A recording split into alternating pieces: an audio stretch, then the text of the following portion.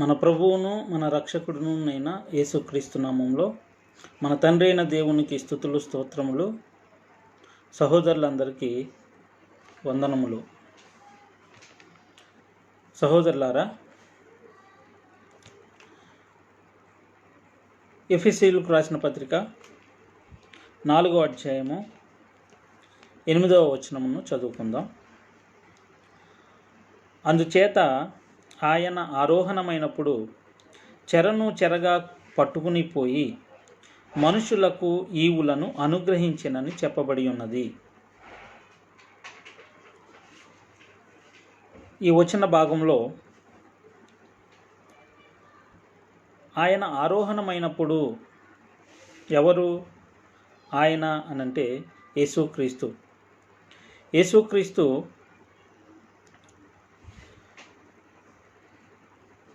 దేవుని చేత ఈ లోకానికి పంపబడ్డాడు. మన అపరాధముల నిమిత్తము అప్పగింపబడ్డాడు, సమాధి చేయబడ్డాడు, తిరిగి లేచాడు. మనలను నీతిమంతులుగా తీర్చుటకు గాను, మనము నీతిమంతులముగా తీర్చబడుటకు గాను యేసుక్రీస్తు తిరిగి లేచాడు. లేపబడిన ఈయన ఆరోహణమయ్యాడు. ఆయన ఆరోహణమైనప్పుడు చెరను చెరగా పట్టుకుని పోయి మనుషులకు ఈవులను అనుగ్రహించనని చెప్పబడి ఉన్నది అని వ్రాయబడి ఉంది. చెరను చెరగా పట్టుకుని పోయి అనంటే ఏమిటి? ఈ చెరను చెరగా పట్టుకుని పోయి యేసుక్రీస్తు ఆరోహణమైనప్పుడు చెరను చెరగా పట్టుకుని పోయాడు అని వ్రాయబడి ఉంది. అయితే ఏమిటి ఆ చెర అనంటే ధర్మశాస్త్రము వలన పాపమనే చెర. ధర్మశాస్త్రము వలన పాపమనే చెర. యోహాను సువార్త 1వ అధ్యాయము 17వ వచనంలో వ్రాయబడిన మాట, ధర్మశాస్త్రము మోషే ద్వారా అనుగ్రహింపబడెను, కృపయు సత్యమును యేసుక్రీస్తు ద్వారా కలిగెను. ఇక్కడ రాయబడిన ఈ వచన భాగంలో ధర్మశాస్త్రము మోషే ద్వారా అనుగ్రహింపబడెను, కృపయు సత్యమును యేసుక్రీస్తు ద్వారా కలిగెను అని వ్రాయబడి ఉంది. మోషే ద్వారా అనుగ్రహింపబడినది ఏంటి అనంటే ధర్మశాస్త్రము. మరి ధర్మశాస్త్రము వలన పాపం అనే చెర ఉంది. ఆ చెరను యేసుక్రీస్తు చెరగా పట్టుకుని పోయాడు. ఆయన ఆరోహణమైనప్పుడు చెరను చెరగా పట్టుకొని పోయిన చెర ఏమిటి అనంటే ధర్మశాస్త్రం వలన పాపం అనే చెర. ధర్మశాస్త్రం అంటే ఏమిటి? ధర్మశాస్త్రము అంటే ఏమిటి అనంటే ఇది మోషే ద్వారా ఇజ్రాయేలీలకు ఇవ్వబడినటువంటి చట్టము, ధర్మశాస్త్రము. దీనినే మొదటి నిబంధన లేదా పాత నిబంధన అని అంటారు. ఇది ఇజ్రాయేలీలకు ఇవ్వబడినటువంటిది. బైబిల్లో మనకు కనిపించే దేవుని ప్రజలు ఎవరు అనంటే ఒకప్పుడు ఇజ్రాయేలీలు, ఇప్పటి కాలంలో క్రైస్తవులు.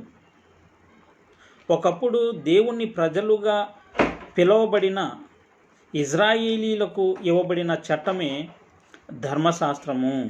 దీనినే పాత నిబంధన లేదా మొదటి నిబంధన అని అంటారు. ఇప్పటి కాలంలో దేవుని ప్రజలుగా పిలువబడినటువంటి క్రైస్తవులకు ఇవ్వబడిన చట్టమే క్రొత్త నిబంధన. దీనినే ఆత్మ నియమము లేదా స్వాతంత్ర్యమునిచ్చు సంపూర్ణ నియమము అని అంటారు. చూద్దాం. మోషే ద్వారా ఇజ్రాయేలీలకు ఇవ్వబడినటువంటి చట్టము ఇది జ్ఞానసత్య స్వరూపమైనది. రోమీలకు రాసిన పత్రిక 2వ అధ్యాయము 19వ వచనంలో ఈ విధంగా వ్రాయబడి ఉంది. జ్ఞాన సత్య స్వరూపమైనది. రోమీలకు రాసిన పత్రిక 7వ అధ్యాయంలో 10వ వచనము, 12వ వచనము, 14వ వచనము మరియు 16వ వచనంలో ధర్మశాస్త్రము జీవార్థమైనది, పరిశుద్ధమైనది, నీతిగలది, ఉత్తమమైనది, ఆత్మ సంబంధమైనది, శ్రేష్టమైనది అని వ్రాయబడి ఉంది. అయినప్పటికీ ఇది దేనికిని సంపూర్ణ సిద్ధి కలుగచేయలేదు అని వ్రాయబడి ఉంది. హెబ్రీలకు రాసిన పత్రిక 7వ అధ్యాయము 18వ వచనం. దేనికిని సంపూర్ణ సిద్ధి కలుగజేయనిది ధర్మశాస్త్రము. హెబ్రీలకు రాసిన పత్రిక 7వ అధ్యాయము 19వ వచనంలో ఇది బలహీనమైనది అని వ్రాయబడి ఉంది. హెబ్రీలకు రాసిన పత్రిక 7వ అధ్యాయము 19వ వచనం నిష్ప్రయోజనమైనది. ఏది నిష్ప్రయోజనమైనదో. హెబ్రీలకు రాసిన పత్రిక 7వ అధ్యాయము 19వ వచనంలో మనం ఈ మాటను చూస్తూ ఉన్నాం. ఏది నిష్ప్రయోజనమైనదో. రోమీలకు రాసిన పత్రిక 8వ అధ్యాయము 2వ వచనంలో ఏది పాప మరణముల నియమము, ఏది పాప మరణముల నియమము అదే ధర్మశాస్త్రం. కొరింథీయులకు రాసిన 2వ పత్రిక 3వ అధ్యాయము 6వ వచనము ఏది అక్షరమో, ఏది చంపునో అదే ధర్మశాస్త్రము. హెబ్రీలకు రాసిన పత్రిక 8వ అధ్యాయము 7వ వచనము ఏది లోపము కలిగినదో అదే ధర్మశాస్త్రము. రోమీలకు రాసిన పత్రిక 5వ అధ్యాయము 13వ వచనము దేని వలన పాపము లోకములో ఉన్నదో అదే ధర్మశాస్త్రము. యెహోషువ గ్రంథము 8వ అధ్యాయము 32వ వచనం ఏది మోషే ద్వారా ఇజ్రాయేలీలకు ఇవ్వబడినదో అదే ధర్మశాస్త్రము. రోమీలకు రాసిన పత్రిక 5వ అధ్యాయము 13వ వచనము దేని వలన పాపము ఆరోపింపబడుతుందో అదే ధర్మశాస్త్రము. రోమీలకు రాసిన పత్రిక 7వ అధ్యాయము 7వ వచనము దేని వలన పాపమనగా ఎట్టిదో తెలియపరచబడుతుందో అదే ధర్మశాస్త్రము. రోమీలకు రాసిన పత్రిక 7వ అధ్యాయము 13వ వచనము దేని వలన పాపము అత్యధిక పాపమొగుచూ ఉన్నదో అదే ధర్మశాస్త్రము. రోమీలకు రాసిన పత్రిక 6వ అధ్యాయము 23వ వచనము దేని వలన పాపమునకు మరలా జీవము వచ్చెనో అదే ధర్మశాస్త్రము. రోమీలకు రాసిన పత్రిక 7వ అధ్యాయము 8వ వచనం ఏది లేకపోతే పాపము లేకపోవునో అదే ధర్మశాస్త్రము. తిమోతికి రాసిన 2వ పత్రిక 1వ అధ్యాయము 10వ వచనము ఏది కొట్టి వేయబడుట వలన మరణము నిరర్ధకమైనదో, జీవమును అక్షయతను వెలుగులోనికి వచ్చినదో అదే ధర్మశాస్త్రము. కొలస్సీలకు రాసిన పత్రిక 2వ అధ్యాయము 13వ వచనం నుండి 15వ వచనం వరకు ఏది విధిరూపకమైన ఆజ్ఞలు కలిగి మన మీద రుణముగాను, మనకు విరోధముగాను, మనకు ద్వేషముగాను, మనకు మధ్య గోడగాను ఉన్నదో. ఎఫెసీయులకు రాసిన పత్రిక 2వ అధ్యాయము 14 నుంచి 16, కొలస్సీయులకు రాసిన పత్రిక 2వ అధ్యాయము 13 నుంచి 15 ఈ వచన భాగములలో ఏది విధిరూపకమైన ఆజ్ఞలు కలిగి మన మీద రుణముగాను, మనకు విరోధముగాను, మనకు ద్వేషముగాను, మనకు మధ్య గోడగాను ఉన్నదో అదే ధర్మశాస్త్రము. రోమీలకు రాసిన పత్రిక 4వ అధ్యాయము 15వ వచనము ఏది ఉగ్రతను పుట్టిస్తుందో అదే ధర్మశాస్త్రము. రోమీలకు రాసిన పత్రిక 4వ అధ్యాయం 15వ వచనము ఏది లేకపోతే అతిక్రమమును లేకపోవునో అదే ధర్మశాస్త్రము. కొరింథీయులకు రాసిన మొదటి పత్రిక 15వ అధ్యాయము 56వ వచనము, ఏది పాపమునకున్న బలము అదే ధర్మశాస్త్రము. గలతీయులకు రాసిన పత్రిక 3వ అధ్యాయము 22వ వచనము, ఏది అందరినీ పాపమనే చెరలో బంధించిందో అదే ధర్మశాస్త్రము. ధర్మశాస్త్రము మొదటి నిబంధన లేదా పాత నిబంధన ఇది కొట్టివేయబడినది, ఇది నివారణ చేయబడింది. కొరింథీయులకు రాసిన పత్రిక 3వ అధ్యాయం 14వ వచనంలో ఆ ధర్మశాస్త్రము క్రీస్తునందు కొట్టివేయబడినది అని వ్రాయబడి ఉంది. కొలస్సీయులకు రాసిన పత్రిక 2వ అధ్యాయము 13 నుంచి 15, ఆ మధ్య గోడ పడగొట్టబడినది. ఎఫెసీయులకు రాసిన పత్రిక 2వ అధ్యాయము 14 నుంచి 16, ఆ ద్వేషము కొట్టివేయబడినది. కొలస్సీయులకు రాసిన పత్రిక 2వ అధ్యాయము 13 నుంచి 15, ఆ పత్రము మేకులతో సిలువకు కొట్టివేయబడినది, దాని మీద చేవ్రాత తుడిచివేయబడినది, అది అడ్డము లేకుండా ఎత్తివేయబడినది. రోమీయులకు రాసిన పత్రిక 10వ అధ్యాయం 4వ వచనము, ఆ ధర్మశాస్త్రమునకు క్రీస్తు సమాప్తి అయి ఉన్నాడు. హెబ్రీయులకు రాసిన పత్రిక 7వ అధ్యాయము 19వ వచనము, ఆ ధర్మశాస్త్రము నివారణ చేయబడినది. హెబ్రీయులకు రాసిన పత్రిక 8వ అధ్యాయము 13వ వచనము, ఆ ధర్మశాస్త్రము పాతదిగా చేయబడినది.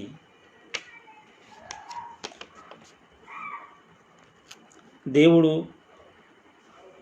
మోషే ద్వారా ఇజ్రాయేలీలకు ఇచ్చినటువంటి ధర్మశాస్త్రము కొట్టివేయబడింది, అది నివారణ చేయబడింది, అది పాతదిగా చేయబడింది. మరి దాని వెంట ప్రవేశపెట్టబడినటువంటి శ్రేష్టమైన నిరీక్షణ ఉన్నది, అదే క్రొత్త నిబంధన.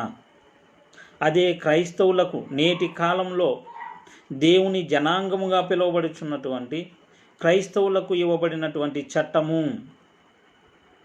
ఒకప్పుడు దేవుని ప్రజలుగా పిలువబడినటువంటి ఇజ్రాయేలీలకు ఇవ్వబడిన చట్టమే ధర్మశాస్త్రము. పాత నిబంధన లేదా మొదటి నిబంధన నేటి కాలంలో దేవుని ప్రజలుగా పిలువబడుచున్నటువంటి క్రైస్తవులకు ఇవ్వబడినటువంటి చట్టమే క్రొత్త నిబంధన. క్రొత్త నిబంధన ఆ పాత నిబంధన వెంట ప్రవేశపెట్టబడినటువంటిదే ఈ క్రొత్త నిబంధన.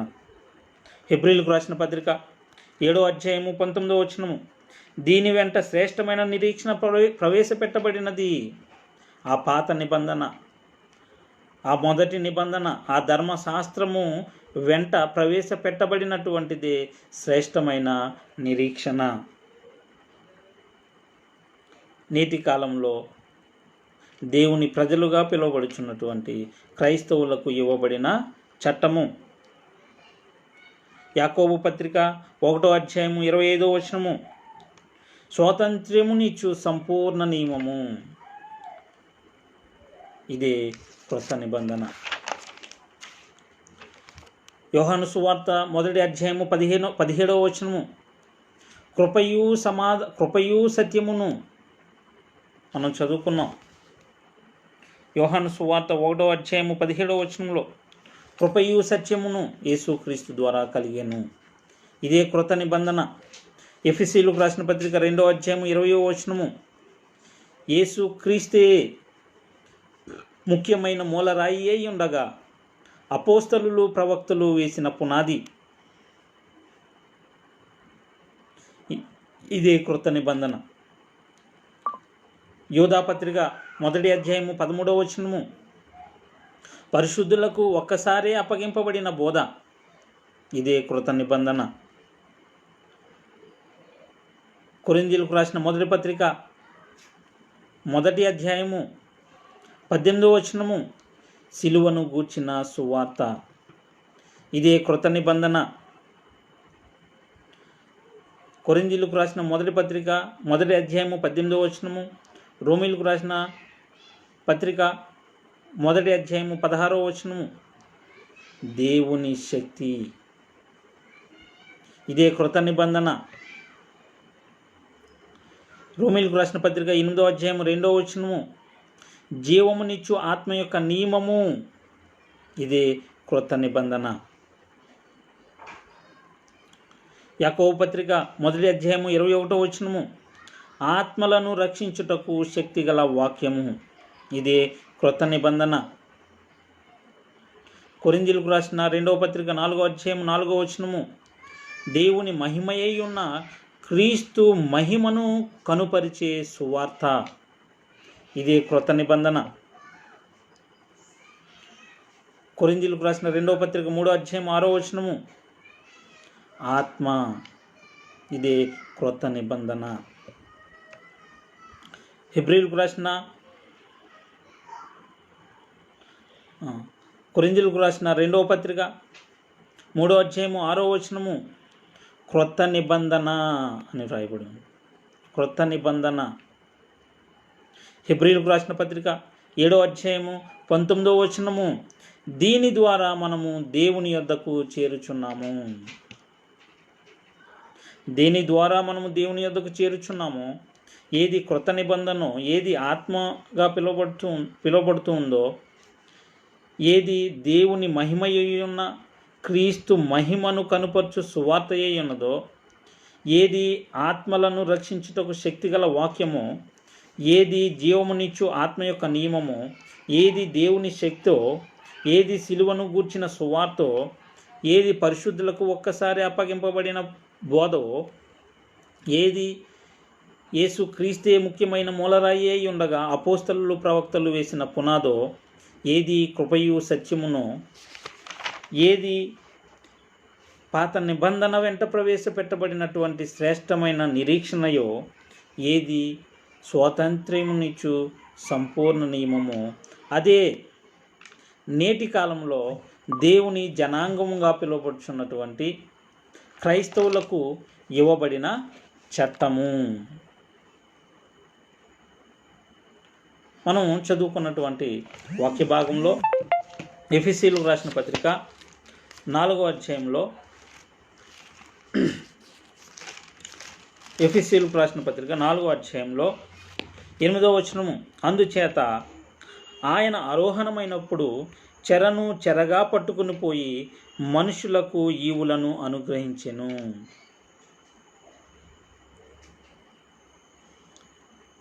ఏది అందరినీ పాపమనే చెరలో బంధించిందో, ఆ ధర్మశాస్త్రమును కొట్టివేసి ధర్మశాస్త్రము వలన పాపమనే చెరను యేసుక్రీస్తు ఆరోహణమైనప్పుడు పట్టుకుని పోయాడు. దీని వలన మరి దేవుడు మనుష్యులకు ఈవులను అనుగ్రహించాడు. దేవుడు మనుష్యులకు ఈవులను అనుగ్రహించాడు. ఆ ఈవులేమిటి? మరి నేటి కాలంలో దేవుని ప్రజలుగా పిలువబడుచున్నటువంటి క్రైస్తవులు కలిగి ఉన్నటువంటి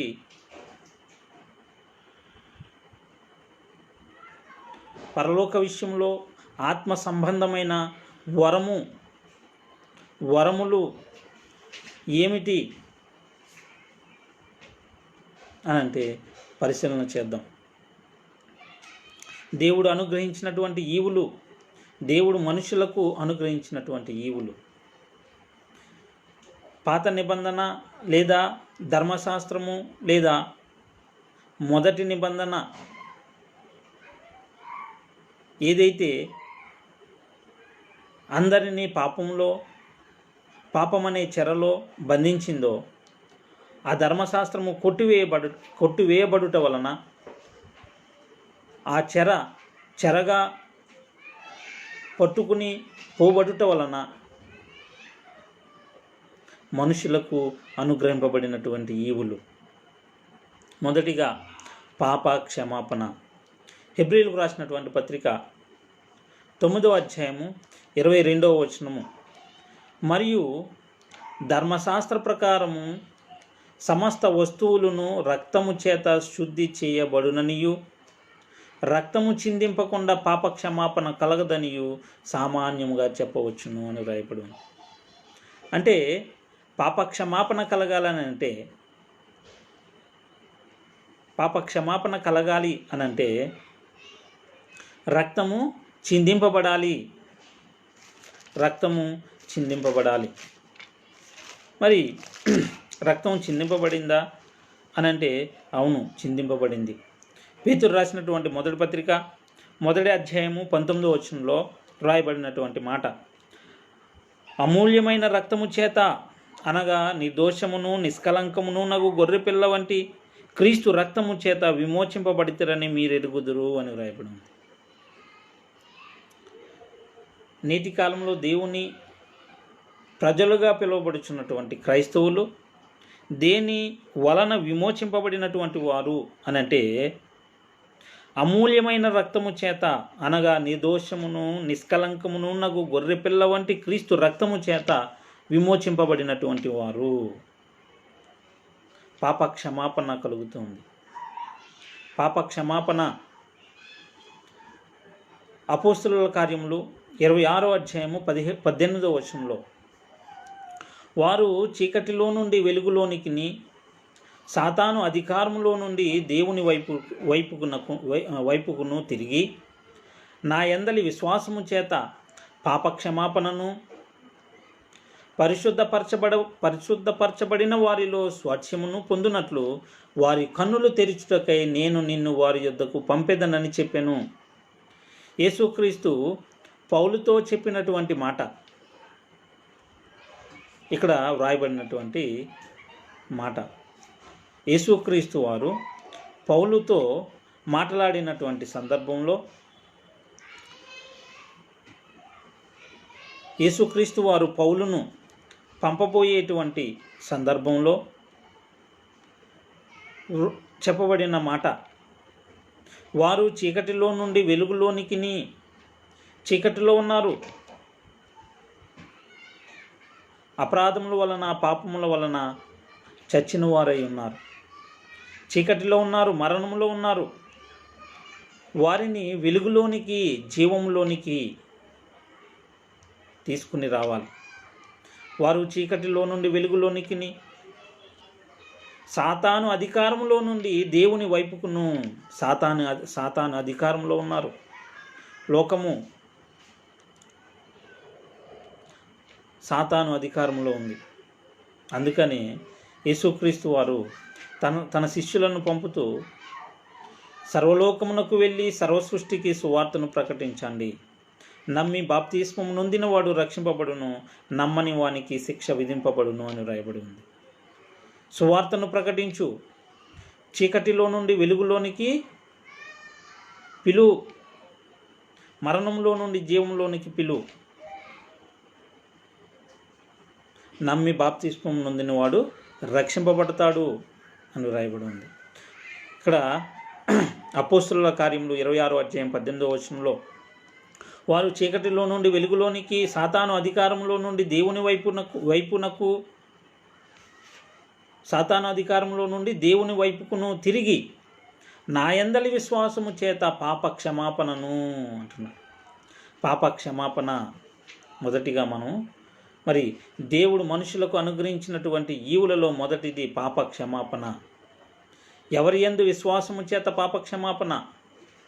దేవుని కుమారుడైన యేసుక్రీస్తు నందలి విశ్వాసము చేత పాప క్షమాపణ. అలాగే పరిశుద్ధపరచబడిన వారిలో స్వాస్థ్యము పొందినట్లు పాప క్షమాపణ జరుగుతుంది. పరిశుద్ధపరచబడిన వారిలో స్వాస్థ్యము, తేజోవాసులైన పరిశుద్ధుల స్వాస్థ్యములో పాలివారు క్రైస్తవులు. పరిశుద్ధపరచబడిన వారిలో స్వాస్థ్యమును పొందినట్లు వారి కన్నులు తెరుచుటకై ఈ యుగ సంబంధమైన దేవత అవిశ్వాసులైన మనోనేత్రములకు గ్రుడ్డితనము కలుగజేసింది. కాబట్టి నువ్వు వెళ్ళి సువార్తను ప్రకటించు, వారి కన్నులు తెరువు, వారి కన్నులు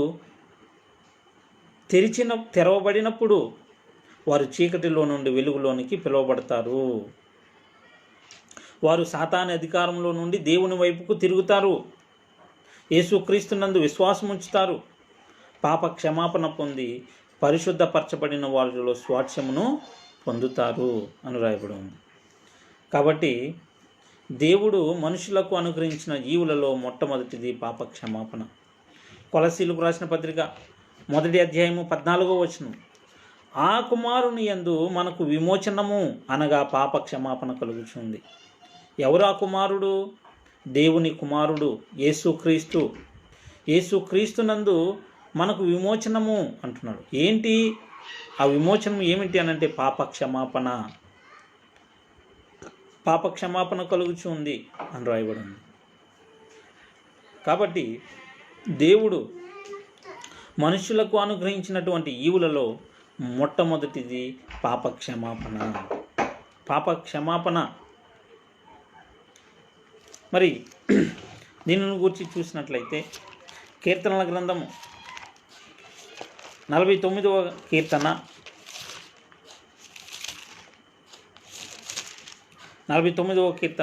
7వ వచనం నుండి, ఎవడును ఏ విధము చేతనైనను తన సహోదరుని విమోచింపలేడు. వాడు కుళ్ళు చూడక నిత్యము బ్రతుకున్నట్లు వాని నిమిత్తము దేవుని సన్నిధిని ప్రాయశ్చిత్తము చేయగలవాడు ఎవడునూ లేడు. వారి ప్రాణ విమోచన ధనము బహు గొప్పది, అది ఎన్నటికి నీ తీరక అట్లుండవలసినదే అని వ్రాయబడి ఉంది.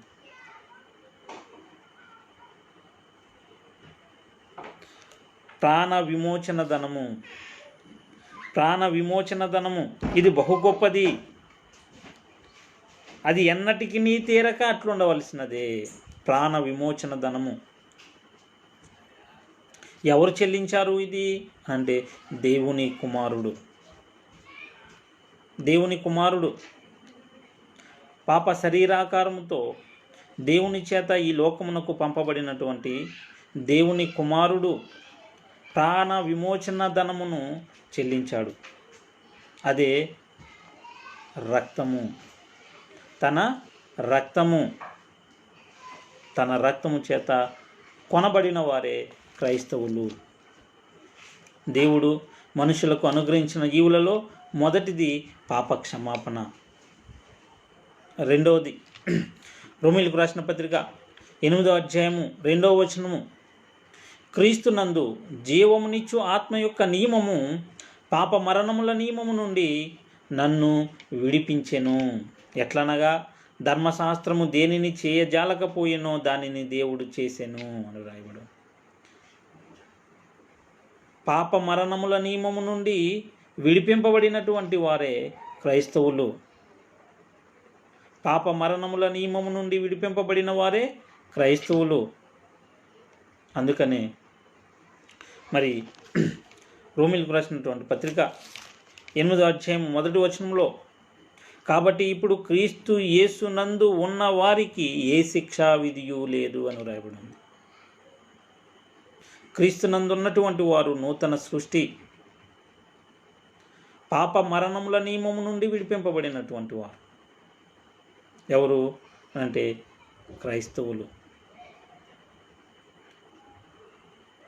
రోమీయులకు రాసిన పత్రిక 8వ అధ్యాయము 3-4 వచనాలు, శరీరమును అనుసరింపక ఆత్మను అనుసరించి నడుచుకొను మనయందు ధర్మశాస్త్ర సంబంధమైన నీతి విధి నెరవేర్చబడవలెనని పాప పరిహారము నిమిత్తము ఏం చేశాడు అనంటే దేవుడు తన సొంత కుమారుణ్ణి పాప శరీరాకారంతో పంపాడు. ఆయన శరీరమందు పాపమునకు శిక్ష విధించాడు. ధర్మశాస్త్ర సంబంధమైన నీతి విధి మన యందు నెరవేర్చబడుతూ ఉంది. దేవుడు మనుషులకు అనుగ్రహించినటువంటి ఈవి.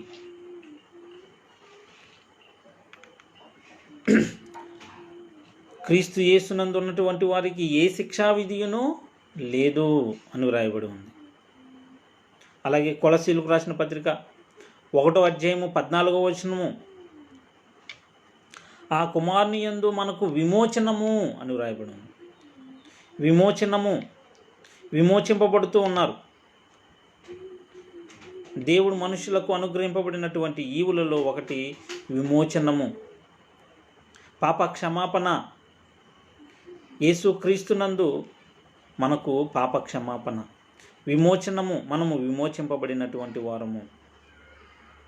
రోమీయులకు రాసిన పత్రిక 4:25 ఆయన మన అపరాధముల నిమిత్తము అప్పగింపబడి మనము నీతిమంతులముగా తీర్చబడుటకై లేపబడెను. మనము నీతిమంతులముగా తీర్చబడుతూ ఉన్నాం. మనము నీతిమంతులముగా తీర్చబడుతూ ఉన్నాము. దేవుడు మనుషులకు అనుగ్రహించినటువంటి ఈవులలో ఒకటే ఇది, ఒకటి నీతిమంతులుగా తీర్చబడుట. ఎవరైతే క్రీస్తు నా అపరాధముల నిమిత్తము నా పాపముల నిమిత్తము అప్పగింపబడ్డాడు, సమాధి చేయబడ్డాడు, తిరిగి లేచాడు అని విశ్వసిస్తాడో వాడు నీతిమంతునిగా తీర్చబడుతూ ఉన్నాడు. ఆయన మన అపరాధముల నిమిత్తము అప్పగింపబడి మనము నీతిమంతులముగా తీర్చబడుటకై లేపబడ్డాడు. దేవుడు మనుషులకు అనుగ్రహించినటువంటి ఈవులలో ఇది ఒకటి, నీతిమంతులుగా తీర్చబడుట.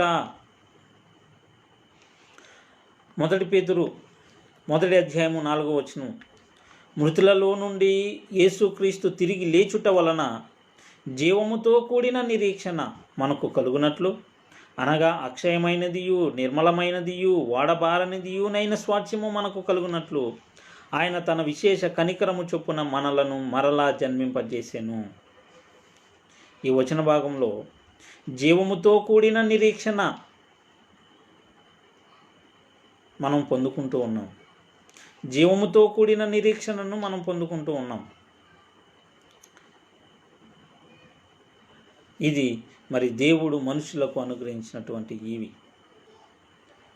1 పేతురు 1:18-19 పితృపారంపర్యమైన మీ వ్యర్థ ప్రవర్తనను విడిచిపెట్టునట్లుగా వెండి బంగారముల వంటి క్షయ వస్తువుల చేత మీరు విమోచింపబడలేదు కానీ అమూల్యమైన రక్తము చేత, అనగా నిర్దోషమును నిష్కలంకమును నగు గొర్రెపిల్ల వంటి రక్తము చేత విమోచింపబడితిరి అని మీరు ఎరుగుదురు కదా అని వ్రాయబడి ఉంది. మరి నేటి కాలంలో దేవుని జనాంగంగా పిలువబడుచున్నటువంటి క్రైస్తవులు ఎవరు అనంటే అమూల్యమైన రక్తము చేత, అనగా నిర్దోషమును నిష్కలంకమును నగు గొర్రెపిల్ల వంటి క్రీస్తు రక్తము చేత విమోచింపబడినటువంటి వారు. ఎఫెసీయులకు రాసిన పత్రిక 2:1 మీ అపరాధముల చేతను పాపముల చేతను మీరు చచ్చిన వారై ఉండగా ఆయన మిమ్మును క్రీస్తుతో బ్రతికించెను. క్రీస్తుతో పాటు బ్రతికింపబడినటువంటి వారే క్రైస్తవులు. మీ అపరాధముల చేతను పాపముల చేతను మీరు చచ్చిన వారై ఉండగా ఆయన దేవుడు మిమ్మును క్రీస్తుతో కూడా బ్రతికించెను అని వ్రాయబడి ఉంది. ఎవరైతే క్రీస్తు సువార్తను విని విశ్వసించి మారు మనసు నొంది పాప క్షమాపణ నిమిత్తము యేసుక్రీస్తు నామములో బాప్తిస్మము నొంది సంఘములో చేర్చబడుతూ ఉన్నాడో, క్రీస్తు మరణములోను క్రీస్తు పునరుద్ధానంలోను పాలు పొందుతూ ఉన్నాడో, బాప్తిస్మములో వాడు క్రీస్తుతో కూడా బ్రతికింపబడినటువంటి వాడు. క్రీస్తుతో కూడా బ్రతికింపబడినటువంటి వాడు. ఎఫెసీయులకు రాసిన పత్రిక 2:7 క్రీస్తు యేసునందు మనలను తనతో కూడా లేపి, మనలను ఆయనతో కూడా లేపి పరలోకమందు ఆయనతో కూడా కూర్చుండబెట్టెను. దేవుడు మనలను క్రీస్తుతో కూడా కూర్చుండబెట్టాడు. మనము క్రీస్తుతో కూడా పరలోకమందు కూర్చుండబెట్టబడినటువంటి వారము. క్రీస్తుతో కూడా పరలోకమందు కూర్చుండబెట్టబడినటువంటి వారము. కాబట్టి మన పౌరస్థితి ఎక్కడ ఉంది అని వాక్యం చెబుతుంది అంటే పరలోకమందున్నది, మన పౌరస్థితి పరలోకమందున్నది అని వాక్యం చెబుతుంది. కొలస్సీయులకు రాసిన పత్రిక 3:1 మీరు క్రీస్తుతో కూడా లేపబడిన వారైతే పైనున్న వాటినే వెదకుడి, అక్కడ క్రీస్తు దేవుని కుడిపార్శ్వమున కూర్చుండి ఉన్నాడు.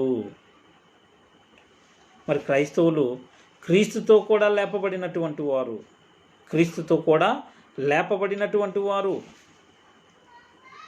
రోమీలకు రాసిన పత్రిక 3వ అధ్యాయము 24వ వచనము, కాబట్టి నమ్మువారు ఆయన కృపచేతనే క్రీస్తు యేసునందలి విమోచనము ద్వారా ఉచితముగా నీతిమంతులని తీర్చబడుతున్నారు. ఉచితముగా నీతిమంతులుగా తీర్చబడువారు క్రైస్తవులు. మరి దేవుడు మనుషులకు అనుగ్రహించినటువంటి ఈవులు,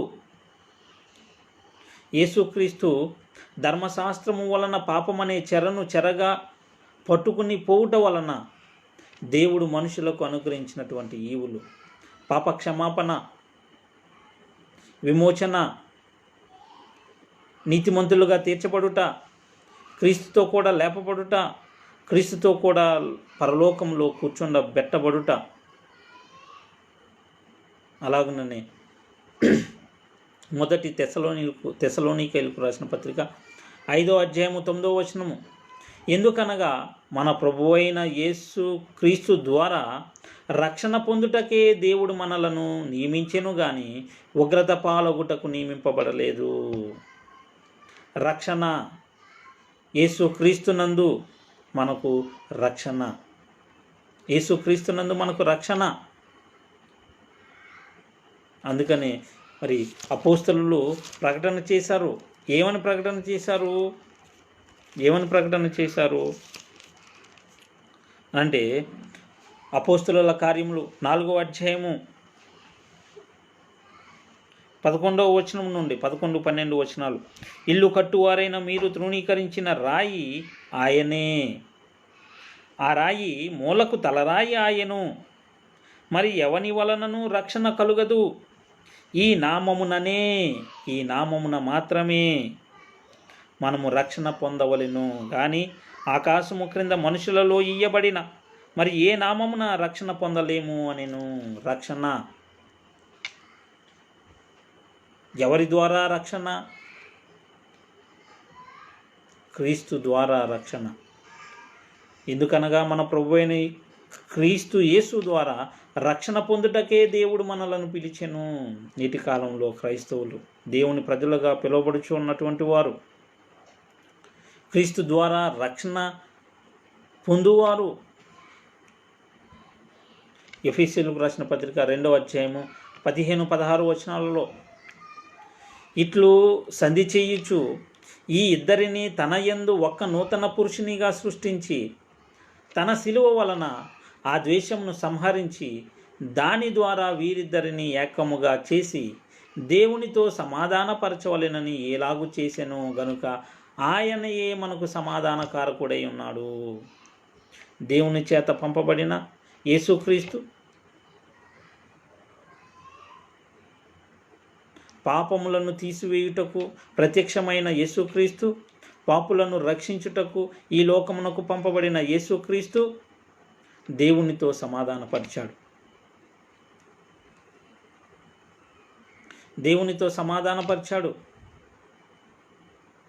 పాపమునకు బలమై ఉన్నటువంటి ధర్మశాస్త్రమును కొట్టివేసి ఆ ధర్మశాస్త్రమునకు సమాప్తి అయ్యుండి దేవునితో సమాధానపరిచాడు. మరణమును నిరర్ధకం చేశాడు, జీవమును అక్షయతను వెలుగులోనికి తెచ్చాడు, మనలను దేవునితో సమాధానపరిచాడు. తన శిలువ వలన ఎవరు శిలువలో మరణించినది? దేవుని కుమారుడు.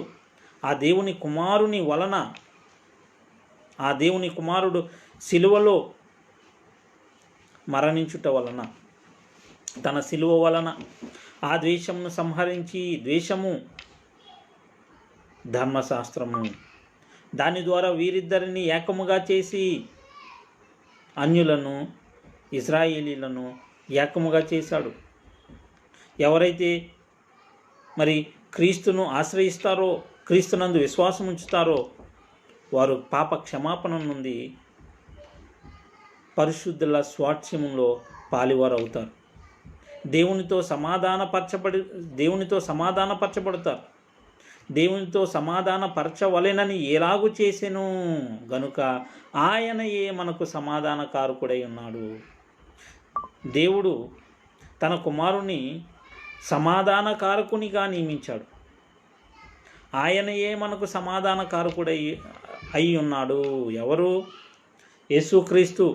యేసుక్రీస్తు మనకు సమాధానకారకుడయ్యాడు. ఎందుకు అని అంటే ఆయన మనకు విరోధముగాను మనకు దేశముగాను ఉన్నటువంటి ధర్మశాస్త్రమును సంహరించాడు. పాత నిబంధనను ఏదైతే అందరినీ పాపమనే చెరలో బంధించిందో ఆ ధర్మశాస్త్రమును సంహరించి, ఆ ధర్మశాస్త్రమును కొట్టివేసి, ఆ మధ్య గోడను పడగొట్టి మరి దేవునితో సమాధానపరిచాడు. అందుకనే యేసుక్రీస్తు మనకు సమాధానకారకుడయ్యాడు. సమాధానకారకుడిగా నియమింపబడ్డాడు దేవుని చేత. మరి దేవుడు మనుషులకు అనుగ్రహించినటువంటి ఈవులు ఏమిటనంటే మరి దేవునితో సమాధానపరచబడుట, ఆయనతో సమాధానపరచబడుట. నరులకును దేవునికి అడ్డముగా ఉన్నటువంటివి పాపములు. ఆ పాపములు తీసివేయబడుతూ ఉన్నవి. దేవునితో సమాధానపరచబడుతూ ఉన్నారు. దేవుడు మనుషులకు అనుగ్రహించినటువంటి ఈవులు. 1 పేతురు 1వ అధ్యాయము 4వ వచనము.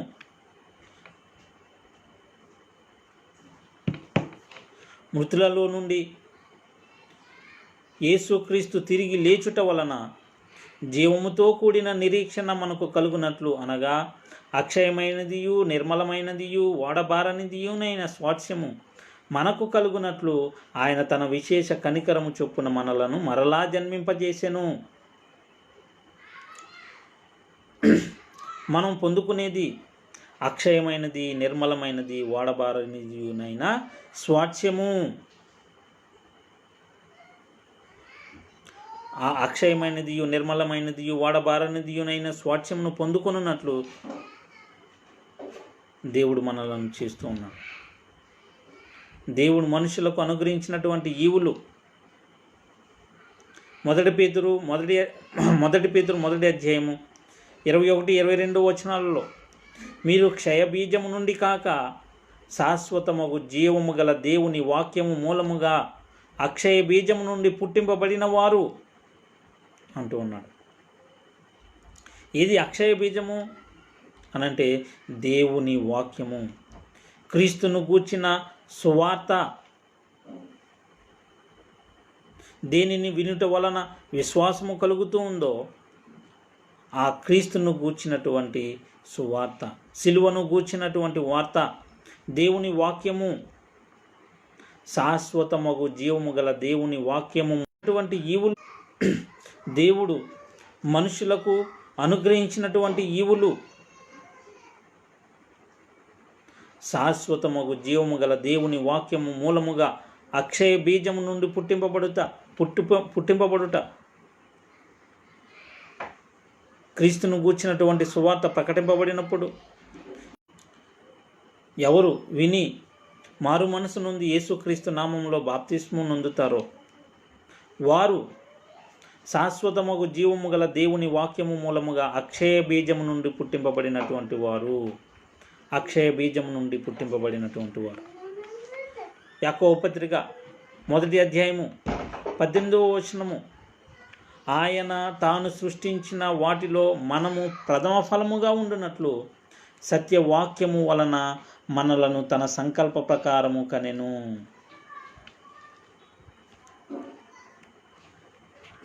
నేటి కాలంలో దేవుని ప్రజలుగా పిలువబడుచున్నటువంటి క్రైస్తవులు సత్యవాక్యము వలన కనబడినటువంటి వారు, సత్యవాక్యము వలన పుట్టింపబడినటువంటి వారు, క్రొత్త జన్మను జన్మించినటువంటి వారు, నీటి మూలముగాను ఆత్మ మూలముగాను జన్మించినటువంటి వారు, నూతన జన్మను పొందినటువంటి వారు, ఆయన తాను సృష్టించిన వాటిలో మనము ప్రథమ ఫలముగా ఉండినట్లు సత్యవాక్యము వలన మనలను తన సంకల్ప ప్రకారము కనెను అని వ్రాయబడి ఉంది. కొరింథీయులకు రాసినటువంటి పత్రిక 2వ పత్రిక 5వ అధ్యాయం 17వ వచనము, కాగా ఎవడైనను క్రీస్తునందు ఉన్న ఎడల వాడు నూతన సృష్టి, పాతవి గతించెను, ఇదిగో క్రొత్తవాయెను. నూతన సృష్టిగా మార్చబడుతూ ఉన్నారు. నూతన సృష్టిగా క్రీస్తునందు ఉన్నవారై నూతన సృష్టిగా మార్చబడుతూ ఉన్నారు. కొలస్సీలకు రాసిన పత్రిక 1వ అధ్యాయము 13-14 వచనాల్లో, ఆయన మనలను అంధకార సంబంధమైన అధికారంలో నుండి విడుదల చేసి తాను ప్రేమించిన తన కుమారుని యొక్క రాజ్య నివాసులనుగా చేసెను. ఎవరైతే సంఘంలో చేర్చబడుతూ ఉన్నారో,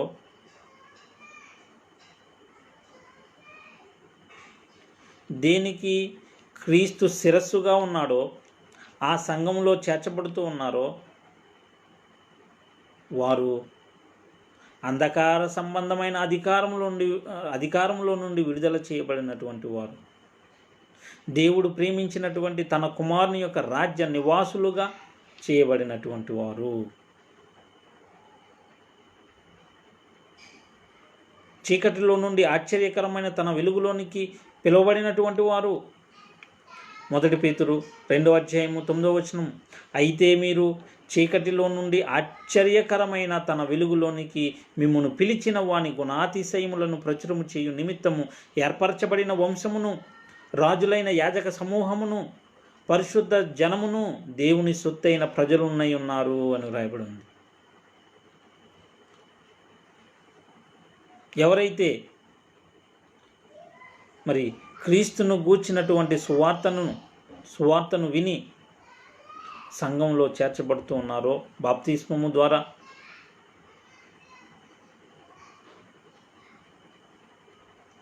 సత్యవాక్యం వలన కనబడుతూ ఉన్నారో, క్రొత్త జన్మను జన్మిస్తూ ఉన్నారో,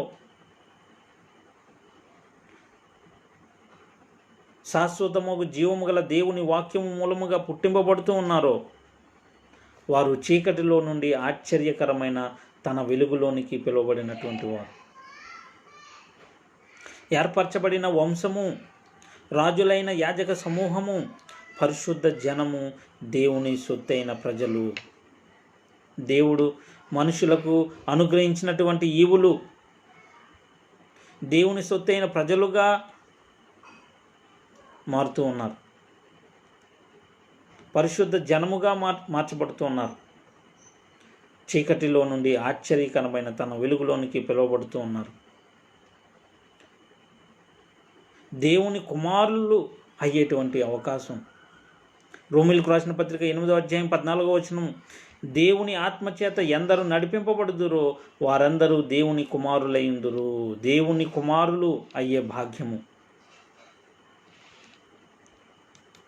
దేవుని వాక్యమై ఉన్న క్రీస్తు సువార్తను, క్రీస్తు మహిమను కనుపర్చు సువార్తను విని సంఘంలోనికి చేర్చబడినటువంటి వారు. క్రొత్త నిబంధన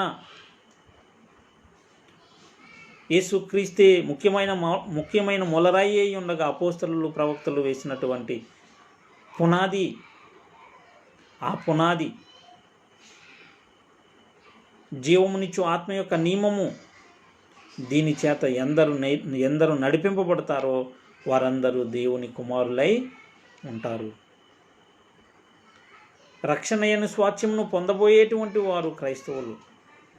హెబ్రీయులకు రాసినటువంటి పత్రిక 1వ అధ్యాయము 14వ వచనము, వీరందరూ రక్షణయను స్వాస్థ్యము పొందబో వారికి పరిచారము చేయుటకై పంపబడిన సేవకులైన ఆత్మలు కారా అంటున్నారు. ఆత్మలను గూర్చి వ్రాస్తూ దూతలు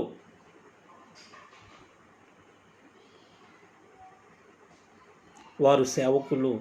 ఎవరికి సేవకులు అని అంటే రక్షణయను స్వాస్థ్యము పొందబో వారికి సేవకులు, దూతలు. అంటే ఇక్కడ క్రైస్తవులు రక్షణయను స్వాస్థ్యమును పొందబోవారు. ఎఫెసీయులకు రాసిన పత్రిక 3:14 ఈ హేతువు చేత పరలోకమునందును భూమి మీదను ఉన్న ప్రతి కుటుంబము ఏ తండ్రిని బట్టి కుటుంబం అని పిలువబడుచు ఉన్నదో ఆ తండ్రి ఎదుట నేను మోకాళ్ళుని అంటున్నాడు అపోస్తలుడైన పౌలు ఎఫెసీయులకు రాస్తూ. అంటే పరలోకమునందును భూమి మీదను ఉన్న ప్రతి కుటుంబము ఏ తండ్రిని బట్టి కుటుంబం అని పిలువబడుచున్నదో అంటున్నాడు. ఏ తండ్రిని బట్టి కుటుంబం అని పిలువబడుచుంది? పరలోకమందును భూమి మీదను ఉన్న ప్రతి కుటుంబము ఒకటే కుటుంబము. పరలోకమందును భూమి మీదను ఉన్నటువంటి కుటుంబం, పరలోకమునందు ఉన్న దేవుని కుటుంబమే భూమి మీద కూడా విస్తరింపబడింది. ఆ కుటుంబమునకు తండ్రే ఆత్మలకు తండ్రి అయిన దేవుడు, ఒక్కడై ఉన్న తండ్రి అయిన దేవుడు, తండ్రి అయిన దేవుడు ఒక్కడే, దేవుడు ఒక్కడే, ఆయన తండ్రి అని వ్రాయబడి ఉంది. ఆయన కుటుంబమునకు తండ్రి. ఏ కుటుంబము అని అంటే పరలోకమందును భూమి మీదను ఉన్న కుటుంబము. అంటే ఆ కుటుంబంలో చేర్చబడినటువంటి వారే క్రైస్తవులు, దేవుడు మనుషులకు అనుగ్రహించినటువంటి ఈవులు. దేవుని కుటుంబము వారమవుతూ ఉన్నాము. దేవుని కుటుంబంలో సభ్యులమవుతూ ఉన్నాము. పరిశుద్ధులతో ఏకపట్టణస్థలం అవుతూ ఉన్నాం. ఎఫెసీయులకు రాసిన పత్రిక 2:19 కాబట్టి మీరిక మీదట పరజనులను పరదేశులున్నై ఉండక పరిశుద్ధులతో ఏకపట్టణస్థులను దేవుని ఇంటివారునై ఉన్నారు అంటున్నాం. దేవుని ఇంటివారయ్యేటువంటి భాగ్యం, పరిశుద్ధులతో పట్టణస్థులయ్యేటువంటి భాగ్యం, పరలోక సంబంధమైన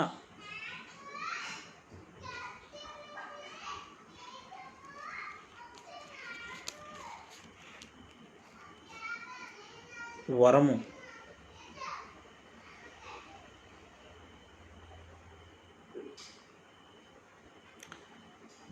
దేవుడు అనుగ్రహించేటువంటి ఈవులు పరిశుద్ధులతో ఏకపట్టణస్థలం అవుతూ ఉన్నాము. దేవుని ఇంటి వారం అవుతూ ఉన్నాము.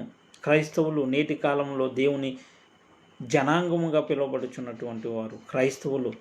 వారు పరిశుద్ధులతో ఏకపట్టణస్థులు, దేవుని ఇంటివారు, దేవుని కుటుంబ సభ్యులు.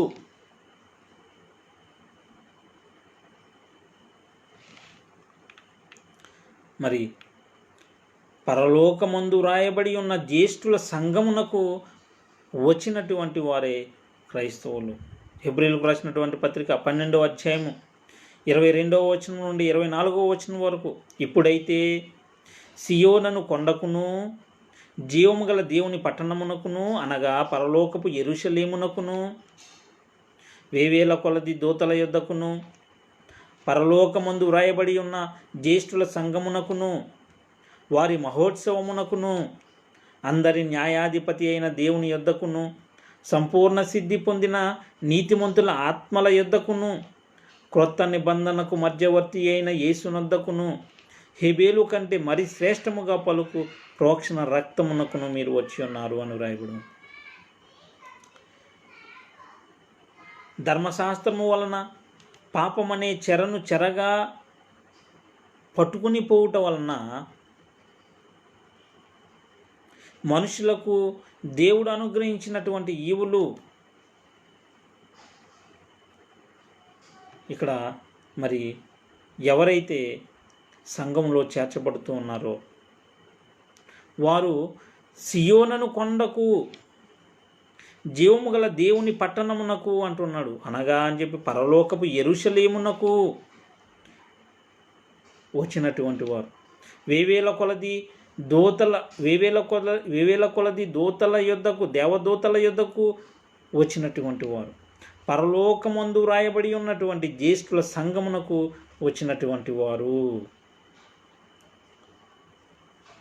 మహోత్సవమునకు వచ్చినటువంటి వారు అందరి న్యాయాధిపతి అయినటువంటి దేవుని యొద్దకు వచ్చినటువంటి వారు సంపూర్ణ సిద్ధి పొందినటువంటి నీతిమంతుల ఆత్మల యొద్దకు వచ్చినటువంటి వారు, క్రొత్త నిబంధనకు మధ్యవర్తి అయిన యేసునొద్దకు వచ్చినటువంటి వారు క్రైస్తవులు. మరి దేవుడు మనుషులకు అనుగ్రహించినటువంటి ఈవులు తేజోవాసులైన పరిశుద్ధుల స్వాస్థ్యంలో పాలివారం అవుతూ ఉన్నాం.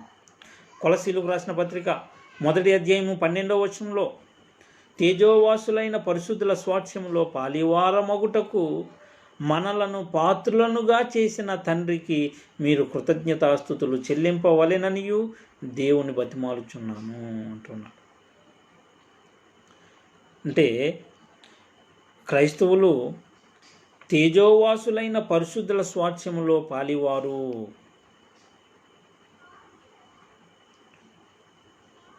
తేజోవాసులైన పరిశుద్ధుల స్వాస్థ్యములో పాలివారగుటకు పాత్రులుగా చేయబడినటువంటి వారు క్రైస్తవులు. మరి దేవుని వారసులు. గలతీయులకు రాసిన పత్రిక 4వ అధ్యాయం 6-7 వచనాల్లో మీరు కుమారులై ఉన్నందున నాయనా తండ్రి అని మొర్రపెట్టు తన కుమారుని ఆత్మను దేవుడు మన హృదయములోనికి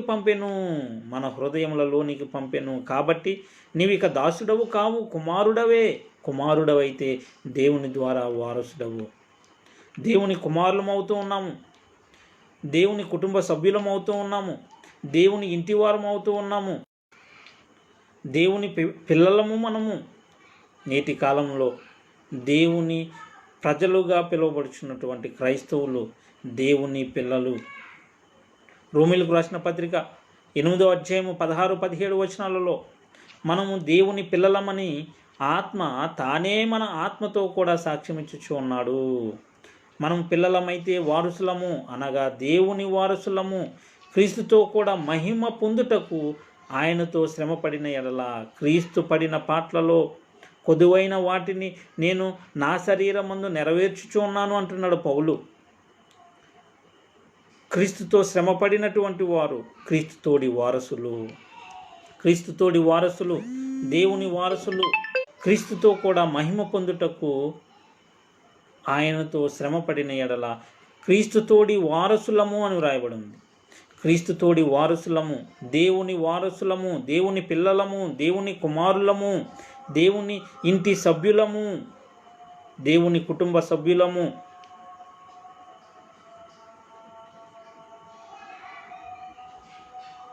పరలోక విషయంలో ఆత్మ సంబంధమైన ప్రతి ఆశీర్వాదమును దేవుడు అనుగ్రహించాడు. క్రీస్తునందు మనలను తన నిత్య మహిమకు పిలుచు ఉన్నాడు. ఎలా పిలుస్తూ ఉన్నాడు అనంటే కుమారులనుగా పిలుస్తూ ఉన్నాడు, తనకు వారసులనుగా పిలుస్తూ ఉన్నాడు. కాబట్టి మనము దేవుని పిల్లలము, దేవుని వారసులము, క్రీస్తుతోడి వారసులము అంటూ ఉన్నాడు. క్రీస్తుతోడి వారసులము. పరలోక విషయంలో ఆత్మ సంబంధమైన ప్రతి ఆశీర్వాదమును పొందినటువంటి వారు. ఎఫెసీయులకు రాసిన పత్రిక 1వ అధ్యాయము 3వ వచనంలో మన ప్రభు అయిన యేసు క్రీస్తు యొక్క తండ్రి యగు దేవుడు స్తుతింపబడును గాక. నేటి కాలంలో మరి దేవుడెవరో తెలియని పరిస్థితుల్లో క్రైస్తవులుగా పిలువబడుచున్నటువంటి వారిని అపవాది చేస్తూ ఉన్నాడు. దేవుడెవరు, ఒక్కడై ఉన్న దేవుడెవరు అనంటే వాక్యం చెబుతుంది దేవుడు ఒక్కడే, ఆయన తండ్రి అని చెప్తుంది. తండ్రి అయిన దేవుడు ఒక్కడే.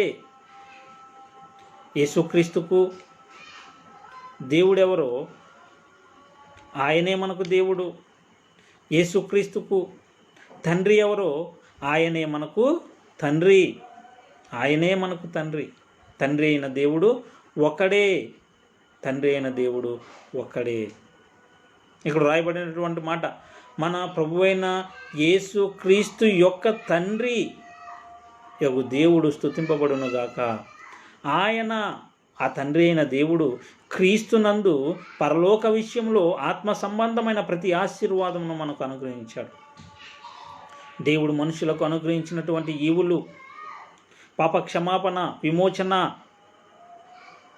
పరిశుద్ధపరచబడుట, నీతిమంతులముగా తీర్చబడుట, దేవుని కుటుంబ సభ్యులమవుట, దేవుని పిల్లలమవుట, దేవుని కుమారులమవుట, దేవుని క్రీస్తు తోడి వారసులమవుట దేవుడు మనుషులకు అనుగ్రహించినటువంటి ఈవులు.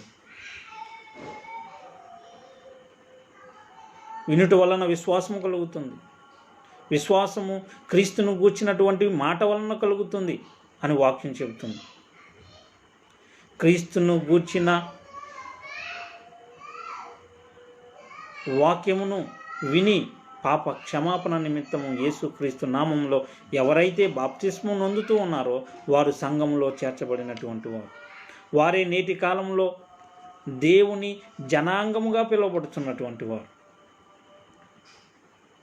ఒకప్పుడు దేవుని జనాంగముగా పిలువబడినటువంటి ఇజ్రాయేలీలకు ఇవ్వబడిన చట్టము కొట్టివేయబడింది, అది నివారణ చేయబడి ఉంది.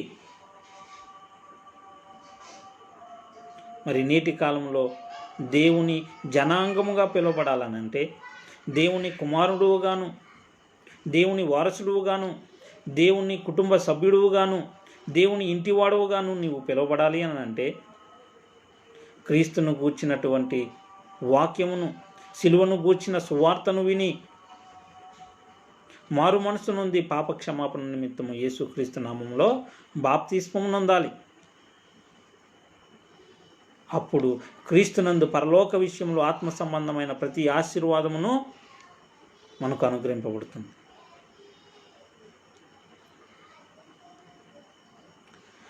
దేవుడు తనను ప్రేమించు వారికి వాగ్దానం చేసినటువంటి రాజ్యవాసులుగా మనము చేయబడుతూ ఉన్నాం.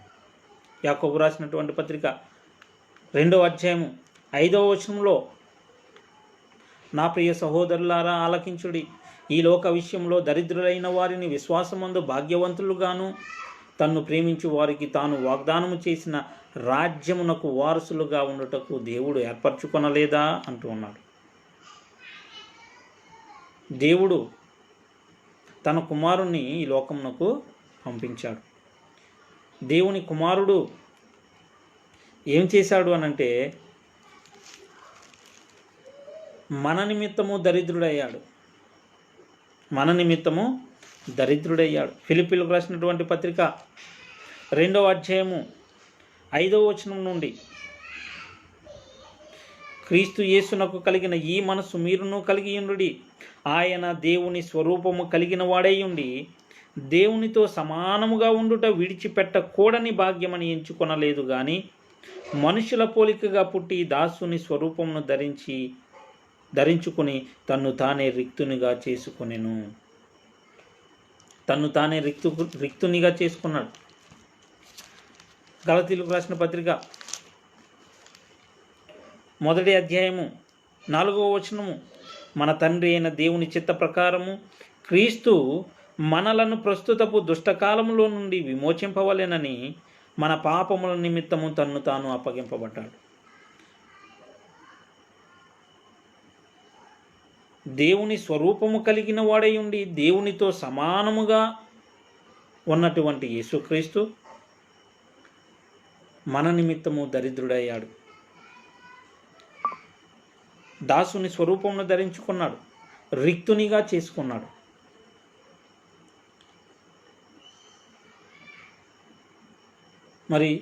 మన పాపముల నిమిత్తము అప్పగింపబడినటువంటి క్రీస్తును గూర్చిన సువార్తను విని సంఘంలో చేర్చబడినటువంటి వాడు దేవుడు వాగ్దానము చేసినటువంటి రాజ్యమునకు వారసుడు. దేవుని రాజ్యమునకు వారసుడు. దేవుడు ప్రేమించినటువంటి తన కుమారుని రాజ్య నివాసులుగా చేయబడినటువంటి వారు క్రైస్తవులు. అంధకార సంబంధమైన అధికారంలో నుండి విడిపింపబడినటువంటి వారే క్రైస్తవులు. పితరులకు దేవుడు వాగ్దానం చేసినటువంటి ఆ నిబంధనకు వారసులు. అపోస్తలుల కార్యములు 3వ అధ్యాయము 25వ వచనము, ఆ ప్రవక్తలకును దేవుడు అబ్రహాముతో నీ సంతానమందు భూలోక వంశములన్నీ ఆశీర్వదింపబడునని చెప్పి మీ పితరులతో చేసిన నిబంధనకు మీరు వారసులై ఉన్నారు అని వ్రాయబడింది. దేవుడు అబ్రహామునకు చేసినటువంటి వాగ్దానమునకు వారసులు. మరి అపోస్తలుల కార్యంలో 2వ అధ్యాయంలో మనము చూసినట్లయితే 38వ వచనం నుండి పేతురు అంటూ ఉన్నాడు. పేతురు ఎవరికైతే క్రీస్తును గూర్చినటువంటి సువార్తను ప్రకటించాడో వారు మారు మనసు నుండి రక్షణ పొందుటకు మేమేమి చేయాలి అని అడిగినప్పుడు పేతురు గారు ఇచ్చినటువంటి సమాధానం, మీరు మారు మనసు నుండి పాప క్షమాపణ నిమిత్తము ప్రతివాడు యేసు క్రీస్తు నామమున బాప్తిస్మము పొందుడి, అప్పుడు మీరు పరిశుద్ధాత్మను వరము పొందుదురు. ఈ వాగ్దానము అంటున్నాడు. ఈ వాగ్దానము ఏంటి? ఆ వాగ్దానం అని అంటే దేవుడు అబ్రహామునకు చేసినటువంటి వాగ్దానం. ఈ వాగ్దానము మీకును మీ పిల్లలకును దురస్తులందరికీ అనగా ప్రభువైన మన దేవుడు తన యొద్దకు పిలిచిన వారందరికీ చెందునని వారితో చెప్పెను. దేవుడు అబ్రహామునకు చేసినటువంటి వాగ్దానమునకు వారసులు అవుతూ ఉన్నారు. ఎవరనంటే క్రైస్తవులు. క్రీస్తునందు బాప్తిస్మం నుండి సంఘంలోనికి చేర్చబడినటువంటి వారు, పాప క్షమాపణ నొందినటువంటి వారు, పరిశుద్ధుల స్వాస్థ్యంలో పాలివారైనటువంటి వారు, దేవుడు వాగ్దానము చేసినటువంటి నిబంధనకు వారసులు. పాపముల చేత అపరాధముల చేత చచ్చిన వారై ఉన్నటువంటి వారు బ్రతికింపబడుతూ ఉన్నారు, దేవునితో సమాధానపరచబడుతూ ఉన్నారు. నిత్య జీవమునకు వారసులు అంటున్నాడు. తీతుకు రాసినటువంటి పత్రిక 3వ అధ్యాయం 7వ వచనము, నిత్య జీవమును గూర్చిన నిరీక్షణను బట్టి దానికి వారసుల మగుటకై ఆ పరిశుద్ధాత్మను మన రక్షకుడైన యేసు క్రీస్తు ద్వారా ఆయన మన మీద సమృద్ధిగా కుమ్మరించెను. ఇక్కడ మనకు ముగ్గురు కనపడుతూ ఉన్నారు. తండ్రి అయిన దేవుడు ఏం చేశాడు అని అంటే తన కుమారుని ఆత్మను, పరిశుద్ధాత్మను మన రక్షకుడైన యేసుక్రీస్తు ద్వారా మన మీద సమృద్ధిగా కుమ్మరించాడు. ఎవరైతే దేవుని ఆత్మ వలన నడిపింపబడతారో వారు దేవుని కుమారులై ఉంటారని రాయబడి ఉంది. క్రీస్తు యేసునందు జీవమునిచ్చు ఆత్మ యొక్క నియమము, స్వాతంత్ర్యమునిచ్చు సంపూర్ణ నియమము, క్రొత్త నిబంధన చేత ఎవరైతే నడిపింపబడతారో, ఆత్మ చేత నడిపింపబడతారో వారు దేవుని వారసులు అవుతారు, దేవుని కుమారులు అవుతారు, నిత్య జీవమును పొందుకుంటారు. నిత్య జీవమును గూర్చిన నిరీక్షణను బట్టి దానికి వారసుల మగుటకై నిత్య జీవమునకు వారసులు క్రైస్తవులు, నేటి కాలంలో దేవుని జనాంగముగా పిలువబడుచున్నటువంటి వారు. 1 పేతురు 3వ అధ్యాయం 9వ వచనం, ఆశీర్వాదమునకు వారసుల మౌటకు మీరు పిలువబడితిరి గనుక కీడుకు ప్రతి కీడైనను దోషణకు ప్రతి దోషణయైనను చేయక దీవించుడి అని రాయబడి ఉంది. అంటే ఆశీర్వాదమునకు వారసుల మగుటకు పిలువబడినటువంటి వారే క్రైస్తవులు.